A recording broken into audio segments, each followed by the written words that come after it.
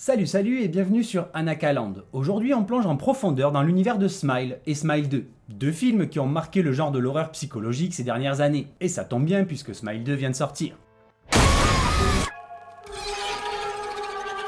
Le premier Smile de 2022, réalisé par Parker Finn, a su capter l'essence de nos peurs les plus intimes en s'attaquant au traumatisme et à la psychologie humaine. Et c'est surtout une allégorie du traumatisme de voir la mort de quelqu'un, et du mot en S qu'on ne peut pas prononcer sur YouTube. Et non, pas celui-là, l'autre. La suite, quant à elle, qui vient d'arriver en salle, s'aventure à explorer les mêmes territoires, mais avec une approche un peu différente. Alors, est-ce que Smile 2 a réussi à maintenir cette tension et cette subtilité, ou se contente-t-il de répéter la formule en surface ? Dans cette analyse, car oui, plutôt qu'une simple critique dans laquelle je donnerai mon avis, j'ai eu envie de vous proposer une analyse approfondie, tout simplement car je trouve ça plus fun. On va donc décortiquer les thèmes qui se cachent derrière les apparences, et bien sûr cette vidéo s'adresse donc à ceux qui ont déjà vu les films. Smile, le premier du nom, n'était pas seulement un film d'horreur, c'était une plongée dans l'esprit d'une femme, Rose, rongée par un passé douloureux et un trauma jamais résolu, et la créature surnaturelle qui la poursuit n'était qu'une métaphore. Elle représente ce mal omniprésent, invisible, qui s'accroche à elle et la détruit de l'intérieur. On y parle de stress post-traumatique, d'addiction comme moyen d'évasion, mais aussi des relations humaines, et de la difficulté de se reconstruire dans un monde indifférent ou même hostile. Et Parker Finn a donc réitéré l'exploit avec Smile 2. Cette fois, il reprend les bases établies dans le premier film, le concept de cette entité maléfique qui se nourrit de la souffrance de ses victimes, mais là où le premier film utilisait la créature comme un outil pour explorer en profondeur les luttes intérieures de Rose, Smile 2 se concentre sur une nouvelle héroïne, une pop star au passé tumultueux. On y retrouve évidemment le thème de l'addiction, mais il est traité très différemment, et il s'agit ici d'un ancien vice, quelque chose de presque maîtrisé par l'héroïne Sky, et non pas un véritable combat au quotidien, même si en apparence on la voit très tentée de replonger. De plus, alors que le premier film opposait deux figures masculines autour de Rose, l'un égoïste, l'autre compatissant, pour interroger notre vision de l'amour et du soutien, Smile 2 tente de faire la même chose avec la famille. Car en effet, Smile part aussi de l'amour avec un grand A. Dans le second, on voit une tension entre la mère de l'héroïne, qui représente un amour possessif et étouffant, et sa meilleure amie, qui incarne un soutien plus désintéressé. Mais ici, malheureusement, le film ne prend jamais vraiment le temps de développer cette dynamique comme il l'avait fait auparavant avec les personnages masculins.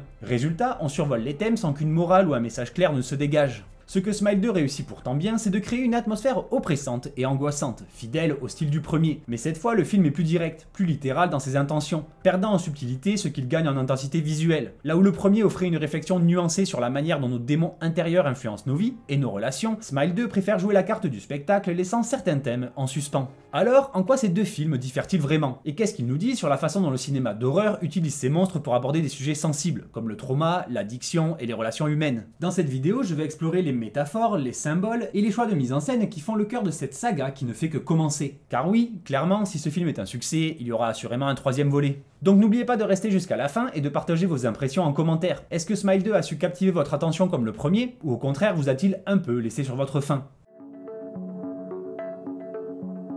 Pour commencer, revenons rapidement sur le phénomène Smile. En 2022, le premier film réalisé par Parker Finn, qui avait déjà réalisé un court-métrage sur le même sujet, a marqué un tournant dans l'horreur psychologique. Produit avec un budget relativement modeste de 17 millions de $, Smile a connu un succès fulgurant, amassant plus de 217 millions au box-office mondial. Ce succès est d'autant plus impressionnant qu'il s'agissait du premier long-métrage de Finn. L'une des forces du film résidait dans son approche unique de la peur et du malaise. Smile ne se contentait pas de proposer des scènes effrayantes ou des jumpscares classiques, il s'appuyait sur une symbolique forte et une étude psychologique approfondie.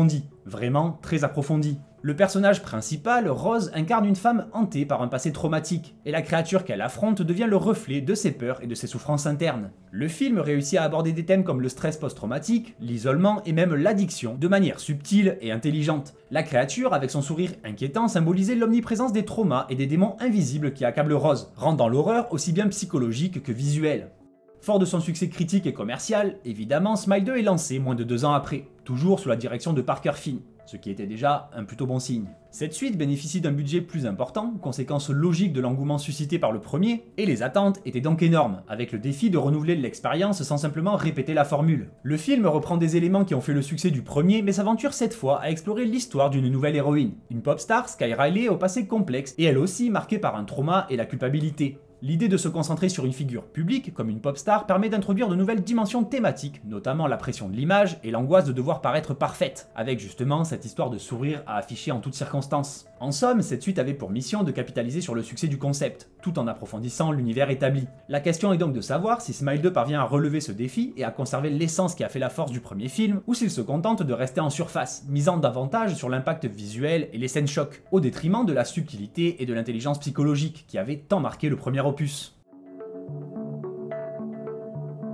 Le premier film se focalisait intensément sur le trauma du personnage principal, Rose. Son passé était au centre de l'intrigue, car Rose est tentée par la culpabilité liée au suicide de sa mère, un événement qu'elle n'avait pas pu empêcher à l'âge de 10 ans, et cette culpabilité motive sa carrière de psychiatre, la poussant à aider les autres plutôt que de se concentrer sur une quête de richesse et de statut social, comme le souhaiterait sa sœur. Cette dynamique crée au début un lien fort avec la patiente de Rose, qui est elle aussi sous l'emprise de la créature, établissant alors un parallèle troublant entre les deux femmes. L'horreur du film repose ainsi sur une étude psychologique très profonde, illustrant le stress post-traumatique et les mécanismes de l'isolement. L'utilisation de l'alcoolisme de Rose n'est pas simplement un détail de son personnage, mais un moyen d'exprimer visuellement son mal-être et ses tentatives d'évasion. A noter d'ailleurs que la créature apparaît à chaque fois après qu'elle ait bu un verre, surtout au début du film. On observe cette lutte discrète à travers des scènes montrant sa consommation, renforçant l'idée que son trauma est omniprésent, sans pour autant que les personnages n'en parlent tout le temps, comme dans le second film. Le film utilisait ces éléments avec subtilité, notamment en jouant avec les attentes du spectateur en évitant souvent les jumpscares faciles. Par exemple, plusieurs plans suggèrent qu'une menace pourrait surgir du fond de la pièce, mais la tension s'installe précisément parce que rien ne se passe. Le sourire, lui aussi un élément central de la créature, fonctionne ici comme une allégorie. Le cerveau de Rose, perturbé par ses souvenirs, ne parvient plus à dissocier ce qui est normal de ce qui est monstrueux. La créature qui passe de victime en victime symbolise un trouble psychologique contagieux, presque comme une maladie. Le film la présente presque comme un syndrome post-traumatique incarné qui entraîne la descente aux enfers de Rose. On pourrait même imaginer l'histoire du premier film sans l'élément surnaturel, et pourtant le film tiendrait tout de même la route, car il dépeint avant tout une dégradation mentale. La mise en scène et le son renforçaient également cette approche, l'utilisation fréquente de plans inversés qui sont longs et dérangeants illustraient le désordre mental de Rose. Ces choix esthétiques soulignent que quelque chose ne va pas dans son esprit, suggérant même que tout pourrait n'être qu'une hallucination géante. Le spectateur est ainsi plongé dans une atmosphère de doute constant, et l'absence de certitude sur la nature de la menace rend l'expérience d'autant plus angoissante et immersive dans le premier film. Dans cette suite, le film introduit donc une nouvelle héroïne, une pop star nommée Sky Riley, dont le trauma est différent de celui de Rose, mais tout aussi lié à un passé trouble. Cependant, contrairement au premier, Smile 2 explore moins en profondeur le trauma psychologique de son personnage principal. La pression de maintenir une image parfaite en tant que célébrité, malgré ses blessures et sa culpabilité, est évoquée mais reste en surface. Sky, encore sous le choc d'un accident qui a coûté la vie à son compagnon, alors qu'ils étaient tous deux sous l'influence de drogue, doit surmonter cette culpabilité tout en faisant face aux attentes imposées par son entourage, y compris sa mère qui l'utilise et la manipule pour ses propres intérêts. La créature, qui dans le premier film agissait comme une métaphore des souffrances de Rose, se présente ici de manière bien plus directe et concrète, prenant même le devant de la scène. Elle n'est plus uniquement un symbole des traumas de Sky, elle devient une menace tangible. Par exemple, dès le début, quand on la voit posséder le dealer, on la voit presque littéralement rentrer en lui, provoquant une scène de mort lente et violente, renforçant le côté physique de la menace, mais qui diminue l'aspect métaphorique et psychologique que l'on retrouvait dans le premier volet. Quant à l'addiction, elle est abordée différemment dans Smile 2. Par exemple, l'alcoolisme de Rose, dans le premier, n'est pas simplement une caractéristique de son personnage, mais un moyen pour le film de renforcer l'idée que ses démons intérieurs la consument progressivement. Et Smile 2 continue de traiter du sujet de l'addiction, mais aborde ces thématiques de manière plus discrète et concrète. Par exemple, plutôt que d'utiliser la métaphore de l'alcoolisme pour illustrer un combat interne, le personnage de Sky est dépeint comme étant clean tout au long du film, ce qui amène une distance avec son passé plutôt qu'une lutte active. Cela donne l'impression que le film privilégie une approche visuelle, misant davantage sur le spectacle, comme les scènes de concert ou les scènes très gore, plutôt que sur la profondeur symbolique, et l'on perd donc un peu en intensité émotionnelle. Et en parlant du concert, sa symbolique est également très forte pour ce qui est de la renaissance de Sky et de sa carrière, avec l'iconographie du papillon et même certaines paroles de ses chansons. De plus, on a beau voir que des répétitions, mais son concert semble mettre une clim à celui de Mademoiselle Night Shyamalan dans Trap sorti cet été, qui pour le coup était vraiment bidon. Toutefois, j'ai bien aimé certaines tentatives de donner plus de profondeur au personnage de Sky sur certains aspects, et ça fonctionne plutôt bien, comme par exemple son trouble qui consiste à s'arracher les cheveux, la tricotylomanie, preuve d'une grande détresse, ou aussi un passage que j'ai beaucoup aimé, quand elle n'a plus de texte, personne pour lui dire ou quoi faire, car le prompteur est en panne, et qu'elle part en roue libre totale. Elle dit enfin sa vérité, et pour le coup, elle n'est pas très joyeuse. Elle souffre, mais tout le monde s'en fout. C'est une star, elle vit son rêve, donc elle doit juste être bourrée ou défoncée. Smile offrait donc une approche plus subtile et nuancée du trauma et de l'addiction, les métaphores visuelles et les éléments narratifs étaient intégrés de manière cohérente et l'horreur était à la fois psychologique et surnaturelle, laissant planer un doute jusqu'à la fin quant à la réalité des événements. Alors que Smile 2 prend une route différente, bien que divertissant et visuellement oppressant, il opte pour une approche plus explicite et concrète, mettant en avant des éléments visuels saisissants et des moments chocs. Si cette suite parvient à maintenir la tension et l'impact émotionnel, elle perd cependant une partie de la profondeur psychologique qui avait fait la force du premier film. Parlons à présent de l'amour avec un grand A dans Smile. Et je sais, c'est pas forcément le premier thème qui saute aux yeux. Et pourtant, dans Smile, les relations humaines jouent un rôle crucial, particulièrement à travers les personnages masculins qui entourent Rose. Le film crée un contraste entre son fiancé et son ex-petite amie, symbolisant deux types de relations, l'une superficielle et toxique, l'autre sincère et profondément empathique. Le fiancé de Rose, bien qu'apparemment impliqué, se montre finalement distant et détaché face à ses souffrances. Sa réaction, alors qu'elle commence à se désintégrer émotionnellement, est de chercher des solutions pragmatiques ou médicales, mais sans jamais réellement essayer de la comprendre ou tout simplement d'accepter la réalité de son état. Il incarne une forme d'égoïsme voilé sous un masque de soutien superficiel, sauf qu'il a de la thune, soulignant une dynamique où l'apparence de la normalité est plus importante que le bien-être de l'autre. En revanche, l'ex-petite amie de Rose, qui est policier, incarne un soutien authentique. Malgré leur passé commun et la douleur qu'il a ressentie suite à leur rupture, il choisit de l'écouter, de la croire et de l'aider activement. À plusieurs reprises, il démontre une empathie qui dépasse les attentes, allant même jusqu'à la prendre dans ses bras lorsqu'elle est en pleine crise de panique. Un contraste frappant avec la réaction détachée de son fiancé qui préfère appeler la psychiatre. Cette dichotomie entre les deux hommes enrichit l'intrigue, ajoutant une dimension émotionnelle au film en explorant les choix relationnels et les dynamiques saines ou toxiques que ces personnages représentent. Alors que dans Smile 2, certes la dynamique relationnelle est également centrale, mais cette fois elle s'articule autour de la famille et de l'amitié. Sky, l'héroïne, évolue dans un univers où les pressions familiales et professionnelles sont omniprésentes. Sa mère, qui gère sa carrière, ainsi que son producteur et son assistant sont présents comme des figures de soutien, mais leur intérêt est principalement orienté vers le maintien de son image publique, et non vers son bien-être personnel.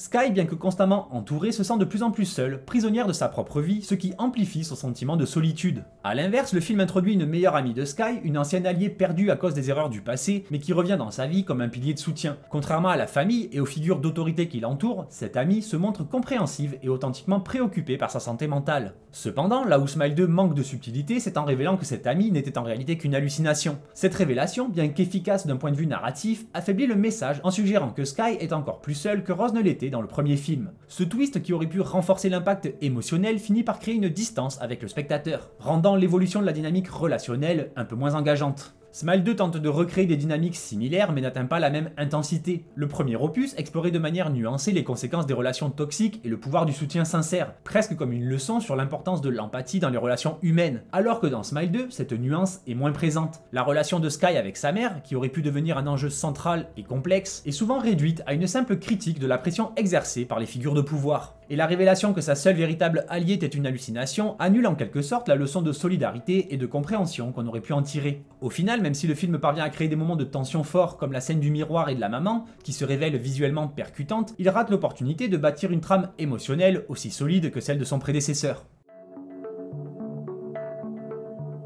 Dans Smile 2, la créature occupe une place beaucoup plus centrale que dans le premier opus. Contrairement à lui, où elle restait une menace diffuse et psychologique, ici elle est mise en avant de manière beaucoup plus explicite. Ce choix de la rendre plus visible et de multiplier les apparitions sanglantes, comme la mort lente et méga gore du dealer, qui transmet l'esprit, illustre une volonté de choquer le spectateur par l'horreur physique. Au final, dans le premier c'était soft, elle se tranchait juste la gorge. Cette approche crée un effet visuel puissant, mais au prix de la subtilité narrative du premier film. L'omniprésence de la créature dans ce second volet a tendance à réduire sa portée symbolique, en transformant ce qui était une métaphore des traumas en un simple monstre de terreur. Et le twist final de Smile 2, bien que pas très surprenant, joue un rôle central mais il a un effet ambivalent. D'un côté, il permet de sauver une partie du récit en justifiant les incohérences de certaines scènes, comme le fait que personne ne sait pour la créature vu que le gars, Tob, n'existe pas, par exemple, et cela donne au film une conclusion qui vient renverser tout ce qui a précédé, révélant que la quasi-totalité de l'intrigue repose sur des hallucinations, ce qui, pour le coup, je trouve un peu dommage, car ce choix scénaristique a aussi ses limites, en faisant en sorte que tout soit le fruit d'hallucinations, le film prive le spectateur d'une réelle évolution du personnage, rendant presque inutile tout ce qui a été vécu par l'héroïne. Même si son plan de contaminer tout son public d'un seul coup est très intéressant et offre une dimension apocalyptique à l'histoire, la manière dont c'est présenté dans le film manque un peu d'impact, surtout comparé à la tension psychologique maîtrisée du premier opus. Car au final, de ce qu'on sait de la créature, qu'est-ce qui est vrai et qu'est-ce qui est faux? Par exemple, peut-on réellement la tuer en mourant ou est-ce que tous les spectateurs sont condamnés? À moins qu'elle ne puisse aller que dans un seul corps, et dans ce cas, peut-être a-t-elle choisi celui qui lui serait le plus utile, comme avec elle et l'histoire du concert. Un grand public pour avoir plus de choix. Donc la dernière partie du film, bien que prenante, est je trouve un peu décevante, car elle manque d'une véritable profondeur émotionnelle, se contentant de choquer sans explorer en profondeur la psychologie du personnage, ni même en explorant réellement le lore de la créature. De plus, la mise en scène de Smile 2 diffère sensiblement de celle de son prédécesseur. Là où le premier jouait sur l'ambivalence, le silence et les angles de caméra pour instaurer un climat de terreur progressive, Smile 2 adopte une approche plus directe avec plus de screamers qu'auparavant. Ces effets de surprise, bien que parfois efficaces, ont tendance à diluer l'atmosphère oppressante qui faisait la force du premier film. Certaines scènes marquantes sont brillantes, comme celle du fan stalker qui se déshabille chez l'héroïne, qui sont visuellement choquantes mais manquent un peu de subtilité. Est-ce qu'on avait vraiment besoin de voir l'état de son slip avec la trace de pneu? Je suis pas sûr. De même que la scène du 1, 2, 3 soleil avec les danseurs qui est un moment de mise en scène audacieux qui mêle chorégraphie et tension narrative. Visuellement, cette scène se démarque par son originalité, tout en faisant écho aux entraînements de danse de la pop star, même si elle semble plutôt conçue pour le spectacle que pour enrichir la psychologie du personnage. Toutefois, j'ai trouvé ça à la fois cool visuellement et super intelligent pour ce qui est de la production. Genre, les danseurs sont là, ils font du super taf, donc mettons leur talent bien plus en avant. Et pour le coup, je trouve ça cool, de simples figurants danseurs deviennent de véritables éléments de l'intrigue. Smile 2 tente donc de conserver certains éléments visuels iconiques du premier film, comme l'image inversée, cependant l'effet est moins significatif dans cette suite, et semble davantage être une signature visuelle de la franchise, plutôt qu'un véritable outil narratif dans ce film. Là où le premier utilisait ses plans pour symboliser le désarroi mental de Rose, il n'apporte ici qu'un simple effet stylisé, moins connecté aux enjeux psychologiques du récit. Par exemple, au niveau des cadrages, on a même presque une petite incohérence, car quand la meilleure amie de Sky passe la nuit chez elle, on a un plan extérieur à l'action dans laquelle on la voit, alors qu'elle n'est qu'une hallucination. Et c'est dommage que la caméra ne fasse pas la différence entre le point de vue de Sky et la réalité. En outre, certains choix comme le placement de produits excessifs pour l'eau de la marque Voss donnent un aspect commercial au film qui peut nuire à l'immersion du spectateur. En général, ce genre de truc ne me touche pas vraiment, mais là, c'était peut-être vraiment trop. Cela contraste avec l'attention méticuleuse portée aux détails visuels dans le premier film, où chaque élément de la mise en scène avait un but précis et renforçait l'impact psychologique de l'histoire. Comme le plan où elle emballe le train pour son neveu alors que le train est posé sur la table. Car en fait, dans la boîte, c'était le chat. En conclusion, en comparant les deux films, Smile et Smile 2, plusieurs points clés émergent. Le premier Smile se distingue par sa profondeur psychologique et son traitement délicat des thèmes des traumas et de l'addiction, et même aussi de l'amour. En s'appuyant sur une mise en scène minimaliste et une approche intimiste, il crée une atmosphère de terreur psychologique soutenue par un sous-texte fort. La créature devient simplement un miroir des peurs intérieures de Rose, permettant au film de jouer sur des nuances émotionnelles et de souligner la difficulté de surmonter les souvenirs traumatiques. Le mélange d'allégories visuelles et de symbolisme en fait une œuvre à la fois subtile et marquante. Alors que Smile 2, en revanche, bien qu'il reste techniquement bien exécuté, tend à sacrifier cette subtilité au profit d'une approche plus directe et plus spectaculaire. La créature, omniprésente et plus sanglante, perd son ambiguïté et se transforme en un monstre plus conventionnel. Les thèmes abordés sont présents mais moins développés. Ce choix de privilégier une mise en scène gore et spectaculaire se ressent également dans l'utilisation plus fréquente des screamers et des effets visuels très choquants, ce qui finit par diluer la tension psychologique initialement présente dans la franchise, qui vous l'aurez compris est ce que j'ai adoré dans le premier film. Mais malgré ces différences, Smile 2 conserve des éléments visuels identifiables, ce qui lui permet de rester en continuité avec le premier film, et notamment grâce à son intro qui est plutôt efficace elle aussi, même si cette continuité reste assez superficielle. Certains aspects comme le twist final, bien que pas surprenant, manquent de la profondeur et de l'impact émotionnel espéré, car ils réduisent l'évolution du personnage principal à une série d'hallucinations, affaiblissant l'impact du trauma exploré. Le premier Smile avait donc marqué un tournant en réinventant certains codes de l'horreur psychologique, en s'appuyant sur des traumatismes personnels plutôt que des entités purement surnaturelles. Il a su capter l'attention du public en mettant en lumière des thèmes rarement explorés de manière aussi efficace. Sa capacité à mélanger horreur psychologique et métaphore visuelle a créé une nouvelle référence dans le genre, influençant potentiellement une nouvelle vague de films d'horreur cherchant à combiner profondeur émotionnelle et terreur visuelle. Et honnêtement, ça fait du bien car ça fait longtemps que je m'étais pas autant éclaté devant un film d'horreur, contrairement à bon nombre de bouses qui sortent ces dernières années. Et à l'inverse, Smile 2, bien qu'il reprenne la mythologie du premier, se révèle plus commercial et plus accessible, ce qui n'en fait pas forcément un mauvais film. En se concentrant sur les éléments visuels et en proposant une horreur plus spectaculaire, il s'éloigne de l'essence psychologique qui a fait le succès du premier opus. Ce changement, qui répond probablement aux attentes d'un public en quête de sensations fortes, pourrait influencer les futures suites ou spin-offs de manière plus standardisée. Cette orientation, donc bien qu'efficace en termes de box-office, risque de banaliser un concept initialement novateur et de le transformer en une franchise d'horreur plus que classique. Certains aspects, comme le fait qu'en fin de compte Sky était depuis le début sous l'emprise de l'entité et donc qu'elle n'avait aucune chance, illustrent une forme de tristesse et de cynisme face au trauma, mais qui sont finalement des éléments sous-exploités. L'héroïne est effectivement perdue dès le début, ce qui donne une impression de fatalisme que le film ne transcende jamais réellement, et laisse donc au global très peu d'espoir pour ce qui est de la reconstruction face à un trauma pesant. En fin de compte, Smile 2 laisse entrevoir un potentiel pour un troisième film qui pourrait tenter de rattraper le déséquilibre entre profondeur psychologique et spectacle visuel. Cependant, il pourrait aussi se transformer en un sacré bordel si la franchise ne parvient pas à rétablir un équilibre entre sa dimension allégorique et l'action horrifique. Surtout que là, les victimes semblent potentiellement très nombreuses.